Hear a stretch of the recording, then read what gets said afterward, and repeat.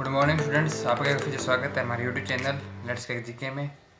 आज मैं आपके सामने क्लास 10th के साइंस सब्जेक्ट की स्ट्रेटजी लेके आए हैं कि आप उसमें किस प्रकार अपने पूरे मार्क्स स्कोर कर सकते हैं। तो आप ये वीडियो पूरी देखना, हम आपको चैप्टर वाइज बताएंगे कि आपको कौन से टॉपिक पढ़ने चाहिए जिनकी मदद से आप अपने क्लास 10th साइंस में पूरे मार्क्स स्कोर कर सकते हैं। और इसी हिसाब की वीडियो मैंने मैथ की बनाई है, मैथ की स्ट्रेटजी बना के वीडियो अपलोड कर दी है, जिसका लिंक आपको लाइब्रेरी में मिल जाएगा। तो आप वहाँ से जाके देख सकते हैं उस वीडियो को। और वो वीडियो काफ़ी इंपॉर्टेंट है और ये वीडियो भी साइंस के लिए बहुत ज़्यादा इंपॉर्टेंट वीडियो है, क्योंकि आपको इस वीडियो में हम बताएंगे कि आप कौन से टॉपिक हैं जिनको पढ़कर आप अपने पूरे मार्क्स लेके आ सकते हैं।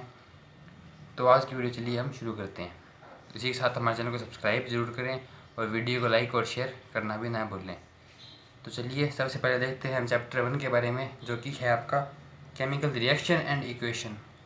तो ये जो चैप्टर है, इस चैप्टर में काफ़ी बड़ा चैप्टर है वैसे देखें तो, पर इसमें हमने आपके लिए कुछ इंपॉर्टेंट पॉइंट्स बना के रखे हैं कि अगर आप इनको पढ़ेंगे तो आप अपने पूरे मार्क्स स्कोर कर सकते हैं और आपका इस चैप्टर में से कुछ भी नंबर कटने की संभावना नहीं बचेगी। तो चलिए देखते हैं कि सबसे पहला पॉइंट कौन सा है। चैप्टर 1 जो आपका है, जिसका नाम केमिकल रिएक्शन एंड इक्वेशन है, इसमें सबसे ज़रूरी जो पहला पॉइंट इसका है, पहला पॉइंट जो है वो है बैलेंसिंग केमिकल इक्वेशन। आपने पढ़ा होगा इसके बारे में। ये पॉइंट जो सबसे इम्पोर्टेंट पॉइंट है चैप्टर का, पहला पॉइंट है, और इसमें से क्वेश्चन जरूर आते हैं, 1 या फिर 2 मार्क्स के क्वेश्चन इस पॉइंट में से जरूर आते हैं। तो आपको सबसे पहले सीखना होगा कि आप किसी भी केमिकल इक्वेशन को बैलेंस किस हिसाब से कर सकते हैं। तो ये पहला पॉइंट है जो कि आपके लिए करना बहुत ज़्यादा ज़रूरी है। इसके बाद हम देखते हैं जो कि है टाइप ऑफ रिएक्शन, यानी कि रिएक्शन के कितने प्रकार के रिएक्शन हम देखते हैं अपनी केमिस्ट्री के अंदर, जो कि है decomposition, combination, displacement, double displacement और काफ़ी और भी हैं जिनको आपके लिए पढ़ना बहुत ज़्यादा ज़रूरी है। तो सेकंड पॉइंट जो है ये भी काफ़ी इंपॉर्टेंट है। तो अगर आप ये दोनों पॉइंट कर लेते हैं, चैप्टर में सिर्फ इतना ही करते हैं, तो ये आपका आधा चैप्टर यहाँ पे कंप्लीट हो जाता है। अगर आप इतनी पहले दोनों पॉइंट अच्छे से कर लेते हैं तो आपका यहाँ पे आधा चैप्टर जो है वो कंप्लीट हो जाता है। ये क्योंकि ये दोनों पॉइंट काफ़ी महत्वपूर्ण पॉइंट है और इनमें से क्वेश्चन लगभग हर साल क्वेश्चन आते हैं इसमें से। तीसरा जो पॉइंट है वो कोलिजन है। कोलिजन आपका लास्ट टॉपिक है चैप्टर का, कोलिजन और एसिडिटी। तो ये पॉइंट करना भी बहुत ज़्यादा ज़रूरी है, क्योंकि अगर इनमें ऊपर वाले 2 पॉइंट में क्वेश्चन नहीं आता तो तीसरे पॉइंट में से क्वेश्चन तो 100% क्वेश्चन इसमें से आता है। तो आपके लिए ज़रूरी है कि आप ये पॉइंट भी करें। इसके साथ ही आप इस चैप्टर में जो आपका ऑक्सीडेशन रिडक्शन जो है, जिसे हम रिडक्स भी बोलते हैं, रिडक्स रिएक्शन, वो टाइप ऑफ रिएक्शन में आ जाता है। वैसे तो आपको बता देते हैं कि ऑक्सीडेशन और रिडक्शन करना भी बहुत ज़्यादा ज़रूरी है, क्योंकि उसके भी क्वेश्चन आते हैं। क्योंकि आपके 1 मार्क कराएंगे तो उसमें ऑक्सीडेशन, कौन सी रिएक्शन का ऑक्सीडेशन हुआ है, किसका रिएक्शन हुआ है, तो आपको वो बताने के लिए क्वेश्चन भी उसमें से आ सकते हैं। तो पहला चैप्टर यहाँ पे हमारा खत्म होता है। तीनों पॉइंट आप अच्छे से करें और साथ ही ऑक्सीडेशन और रिडक्शन भी करें। तो कुल मिला के अगर हम देखें तो इसके 4 पॉइंट बनते हैं। अगर आप ये चारों पॉइंट कर लेते हैं तो आपका पहला चैप्टर जो है कंप्लीट हो जाएगा और आपके इसमें मार्क्स कटने की कोई भी संभावना नहीं बचेगी। चलिए अभी हम दूसरा चैप्टर देख लेते हैं। दूसरा चैप्टर जो आपका है उसका नाम है एसिड, बेसिस एंड साल्ट। आपने पढ़ा होगा। इसमें सबसे पहला जो इसका पॉइंट होगा, जो कि आपके लिए काफ़ी ज़्यादा इंपॉर्टेंट पॉइंट है, वो पॉइंट है आपका what is acid and base, यानी कि एसिड और बेस क्या है। इसका मतलब है कि एसिड और बेस की जो है वो आपको डेफिनेशन करनी होगी, एग्जाम्पल करने होंगे, और इनके जो टाइप होते हैं, इनऑर्गेनिक एसिड या ऑर्गेनिक एसिड, वो भी आप 1-2 एग्जाम्पल उनके दे सकते हैं। सबसे ज़्यादा ज़रूरी डेफिनेशन जो इसकी है वो है आर्हीनियस डेफिनेशन। आपने सुना होगा इसके बारे में। आर्हीनियस डेफिनेशन जो है वो बहुत ज़्यादा इंपॉर्टेंट है, तो आप वो ज़रूर करके जाएँ।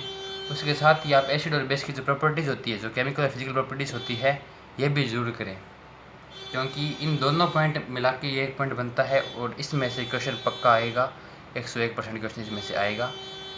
इसके बाद हम देख सकते हैं तीसरा पॉइंट जो है वो है पीएच इम्पोर्टेंस, यानी कि पीएच स्केल जो होता है आपके लिए वो पढ़ना बहुत ज़्यादा ज़रूरी है।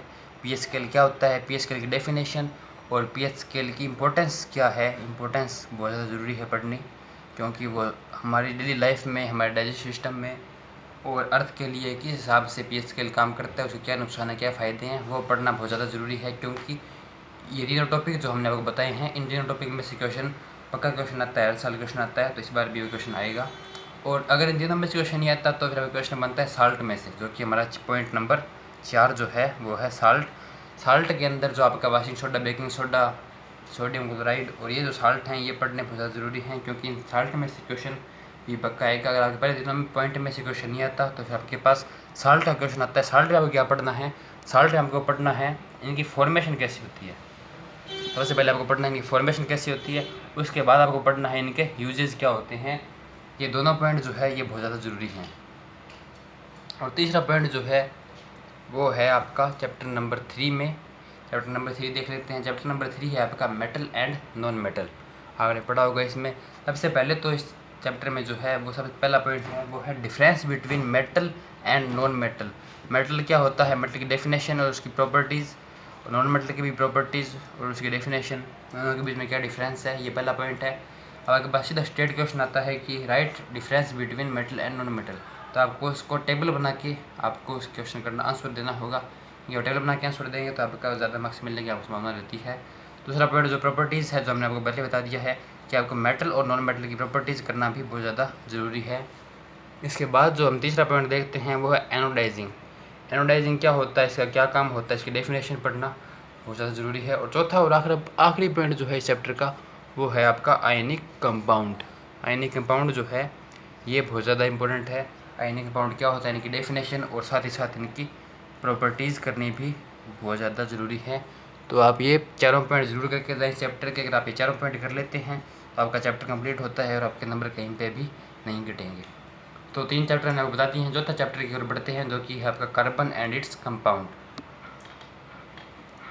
चैप्टर 4 जो आपका है उसमें आपका पहला पॉइंट है कोवेलेंट बॉन्डिंग। कोवेलेंट बॉन्डिंग करना बहुत ज़रूरी है क्योंकि अगर आप ये पॉइंट नहीं करते हैं तो आपको पूरा चैप्टर भी नहीं आएगा। सबसे पहला पॉइंट है और सबसे इंपॉर्टेंट पॉइंट है चैप्टर का, तो आपको ये करना होगा।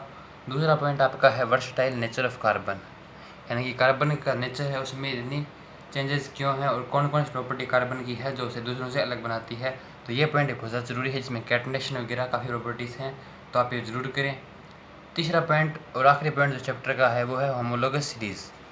होमोलोगस सीरीज़ क्या होती है आपको अच्छे से पता होना चाहिए और उसकी प्रॉपर्टीज़ क्या होती हैं। ये दोनों पॉइंट करने बहुत ज़रूरी हैं।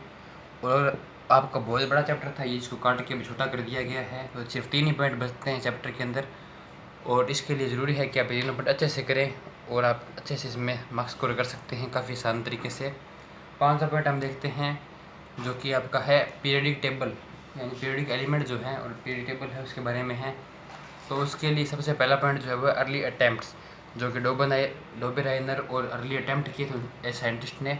तो उन्होंने क्या क्या किए थे, उनके क्या कमियाँ रह गई थी जिस कारण वो सक्सेसफुल नहीं हो पाए थे, ये पॉइंट आपको करना होगा। और दूसरा सबसे इम्पोर्टेंट पॉइंट जो है वो है मेंडलीव, यानी मेंडलीव ने क्या पीरियडिक टेबल बनाई थी। ये जो पॉइंट आपका है ये है मोस्ट इम्पोर्टेंट पॉइंट है। तो अगर आप ये पॉइंट करते हैं तो भी आप इसमें चैप्टर में से 1 या 2 नंबर आराम से स्कोर कर सकते हैं, क्योंकि इसका क्वेश्चन आना 100% श्योर है कि इस मेंडलीव में से आपका एक क्वेश्चन तो ज़रूर आएगा।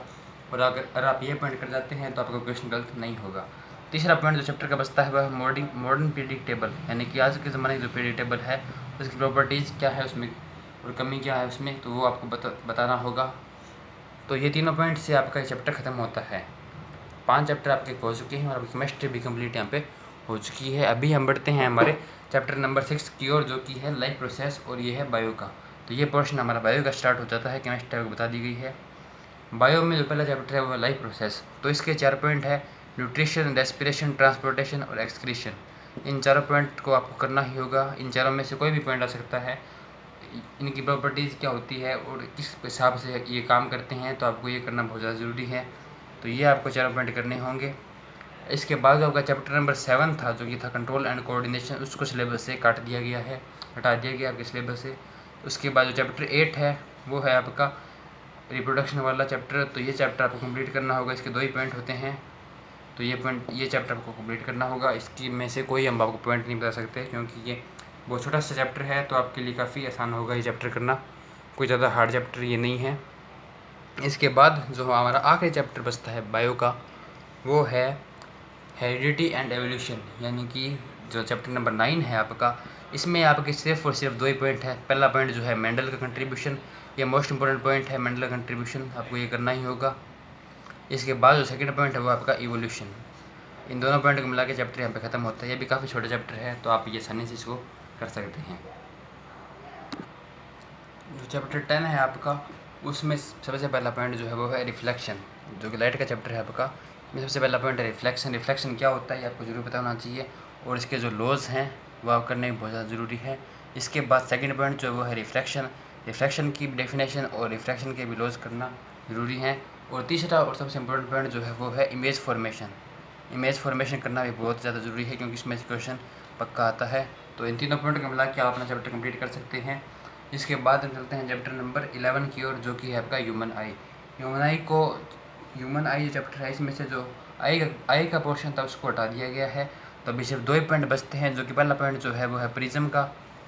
तो प्रिज्म वाला टॉपिक करना बहुत ज़्यादा ज़रूरी है। उसके बाद सेकंड पॉइंट जो है वो है एटमॉस्फेरिक रिफ्लेक्शन का, जिसमें आपको सनराइज, सनसेट और जो स्काई का कलर है और इस हिसाब की जो प्रॉपर्टीज़ होती हैं वो करना बहुत ज़्यादा ज़रूरी है। ये दोनों पॉइंट करने से आपका चैप्टर यहाँ पे कंप्लीट होता है। बहुत बड़ा चैप्टर था ये पहले, लेकिन अब इसको काट कर छोटा कर दिया गया है।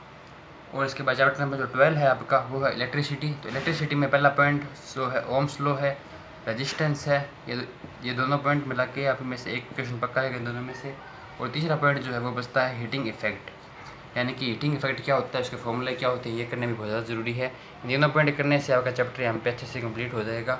ज़्यादा बड़ा चैप्टर नहीं है, ये छोटा चैप्टर है। अच्छे से करें आप, क्योंकि इस चैप्टर आपको मार्क्स कंप्लीट मिल सकते हैं। चैप्टर नंबर 13 जो है उसको भी काट दिया गया और काफ़ी छोटा कर दिया गया है, जो कि आपका magnetic effect and electric current है। इसको भी छोटा कर दिया गया है चैप्टर को।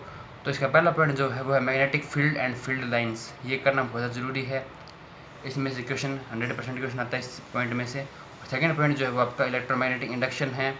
इस पॉइंट में से भी क्वेश्चन 100% आता है। तो आप ये दोनों पॉइंट अच्छे से करें। अगर आप ये दोनों पॉइंट कर लेते हैं तो इससे आपका ये चैप्टर नंबर 13 है ये कंप्लीट हो जाएगा और आपके मार्क्स इसमें नहीं कटेंगे।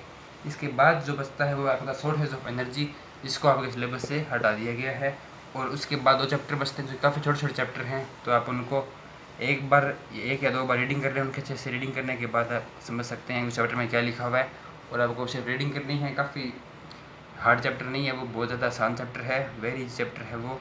और आप उसमें अच्छे से मार्क्स स्कोर कर सकते हैं। आपको फुल मार्क्स स्कोर करने के लिए कुछ ज़्यादा नहीं करना होगा, सिर्फ आपको 1 या 2 बार आपकी जो NCERT है उसको आप रीड कर लीजिए। तो हमने आपको पूरी स्ट्रेटेजी बता दी है कि आप किस प्रकार अपने जो साइंस के अंदर है 100 में से 100 मार्क्स स्कोर कर सकते हैं। तो उम्मीद है आपको वीडियो पसंद आई होगी। और आप मैथ की वीडियो अगर आपने नहीं देखी है तो आप आई बटन पर क्लिक करके वो वीडियो भी देख सकते हैं। और साथ ही साथ हमारा जो इंस्टाग्राम जो पेज है लेट्स क्रिएट जीके का, उसे भी जरूर फॉलो करें। डिस्क्रिप्शन में आपको उसका लिंक मिल जाएगा। धन्यवाद।